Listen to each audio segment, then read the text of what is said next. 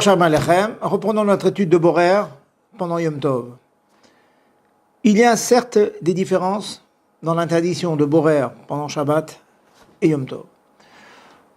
Pendant Shabbat, nous avons dit à de nombreuses reprises que nous prenons toujours le bon et nous laissons le mauvais, ce que nous ne voulons pas. Ochel mitoch obsolète. On le prend avec la main, mais pas un instrument de Borer. Et on prend le bon. Et pour la consommation immédiate.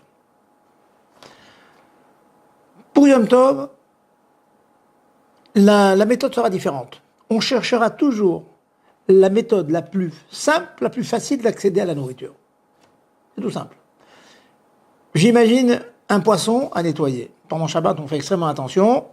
On prend la chair, on laisse les épines. On n'aime pas les épines. Vous avez un gros mélange d'amandes, etc. Nous, avec des raisins secs, des noisettes, nous prenons ce que nous voulons consommer, nous laissons ce que nous ne voulons pas consommer. Malgré le fait que parfois, cela demande plus de fatigue. Eh bien, en l'occurrence, pour Yom Tov, on va toujours plus facile. Si le fait d'enlever les quelques raisins secs qui ne nous intéressent pas est plus facile que de prendre directement les amandes, eh bien nous enlevons ce qui ne nous intéresse pas et nous gardons ce qui nous intéresse. Pour le poisson, en général, il est beaucoup plus facile d'enlever les épines qui dérangent que d'attaquer directement la chair. Donc, on enlève l'arête du milieu, on enlève les épines et on mange la chair. Alors que pendant Shabbat, ce n'est pas la méthode, on s'attaque toujours au ochel, à ce que nous devons consommer, et ensuite, nous laissons l'obsolète, nous laissons ce que nous ne voulons pas consommer. Yom Tov, on va au plus simple. Maintenant, il arrive, bien sûr, comme on a pu le dire dans Ilchot Shabbat, que dans un liquide, il y a une petite saleté qui tombe, un peu de liège, disons un petit moustique qui tombe dans le verre. Ça sera la même méthode que pendant Shabbat, c'est-à-dire que vous tenez le verre dans la main et puis vous versez le liquide jusqu'à temps que la saleté en question s'en aille. Cela, c'est pour Yom Tov. Dans de nombreux foyers, une fois qu'on a préparé ces salades, la Pessar par exemple, on les met dans des petits sachets plastiques. Je répète une halakha que j'ai pu dire à maintes reprises, que détacher les sacs plastiques les uns des autres est rigoureusement interdit à cause de l'interdiction de makeba patish ou metaken mana, finir quelque chose, le dernier coup de marteau, préparer, fabriquer un ustensile. Donc lorsque par exemple des sacs poubelles sont collés les uns aux autres, on n'a pas le droit de les détacher l'un de l'autre.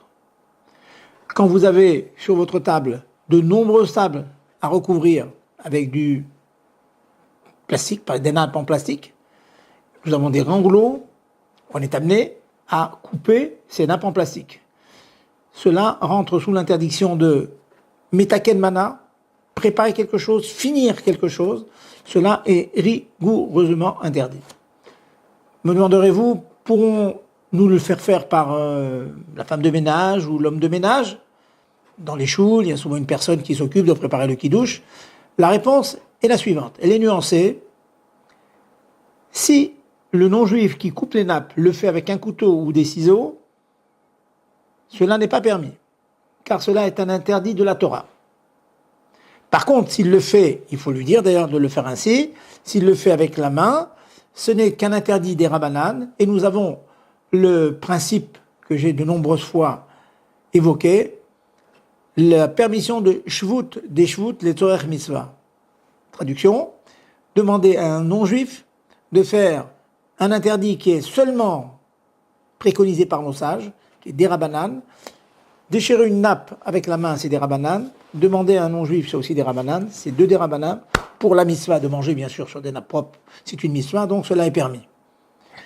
Maintenant, me direz-vous, si on surprend le non-juif d'utiliser le couteau, pour pas faire d'histoire, parce qu'il le fait finalement pour son confort personnel, mais nous lui avons demandé clairement de le faire avec la main. S'il le fait avec le couteau, dans un premier temps, on peut le laisser faire en le prévenant que la prochaine fois, il le fera avec la main. Donc, soyez extrêmement vigilants sur cela. J'insiste parce que j'ai vu que malheureusement, dans de nombreuses synagogues, on se permet parfois de couper les nappes, de couper le papier aluminium. Cela n'est pas permis pendant Shabbat ni pendant Yom Tov. Que nous soyons zochés d'une Shmirat Shabbat et Yom Tov qui est il cheta. Et nous aurons toutes les brachot d'Akadosh Baruch Hu Bezrat Hashem. Bonne fête.